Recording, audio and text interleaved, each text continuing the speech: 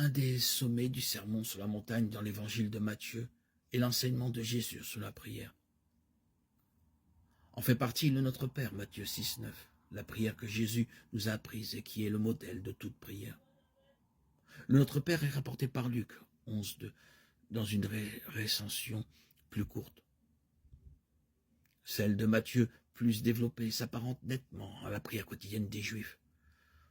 Le disciple doit prier pour que vienne le règne, le royaume de Dieu, qui est tout proche, qui est même déjà là, au milieu des hommes, dans la prédication de Jésus.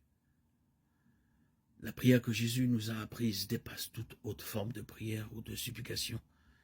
Elle ne consiste pas à débiter un flot de paroles, ni à nous infliger un pensum. Elle nous apprend à nous situer en vérité devant Dieu le Père. On ne peut la concevoir comme une tractation ou un marchandage. Je te donne cela, tu me donnes en échange l'équivalent, et si possible davantage. On ne peut ainsi abuser de Dieu en faisant de lui le moyen de satisfaire nos caprices. Le disciple prie pour obtenir le pain nécessaire à sa vie aujourd'hui et non pour avoir des garanties concernant ses besoins futurs. Il demande le pardon de ses péchés en même temps. Se déclare prêt à pardonner à ceux qui l'ont offensé sans calcul et sans arrière-pensée. Il n'a pas à s'évader du monde mais à prier pour que, en restant dans le monde, il soit préservé de l'effroyable tentation de perdre sa foi et sa confiance en Dieu. Il demande d'être délivré du malin. Celui qui, se conformant au conseil de Jésus, prie pour que vienne le règne de Dieu, se soumet déjà par le fait même à ce règne et se dispose à témoigner dans sa vie de cette royauté de Dieu sur ce monde qui est le sien. Il a conscience des dangers qu'il court, mais il sait aussi que la force de Dieu le soutiendra. Comme Jésus, de nombreux personnages bibliques nous montrent combien, pour un croyant, la prière va de soi et comment la comprendre. Elle concerne toujours Dieu et l'homme dans leur relation mutuelle assez souvent tendue. Tout ce qui serait affection, outrance ou pusillanimité,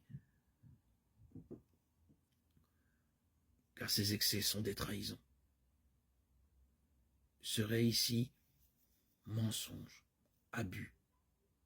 Tels nous sommes dans la réalité avec nos grandeurs et nos misères, tels nous devons être quand nous parlons à Dieu, au Dieu et Père de Jésus-Christ, le Dieu d'Abraham, d'Isaac et de Jacob, le Dieu de nos pères et non cet être abstrait dont la raison humaine dispose à son gré.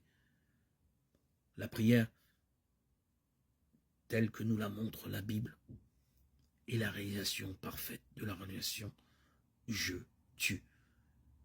C'est un combat, une lutte, une contestation entre l'homme et Dieu. Il ne faut jamais lâcher Dieu. Nous pouvons voir le combat de Jacob en Genèse 32, 27, qui nous est donné comme modèle. Il nous faut prier comme un petit enfant prie sa mère, se taire, écouter, s'étonner, être subjugué, rendre grâce, être heureux devant Dieu.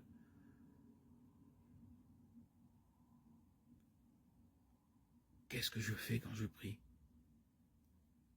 J'expose mon âme aux rayons du soleil.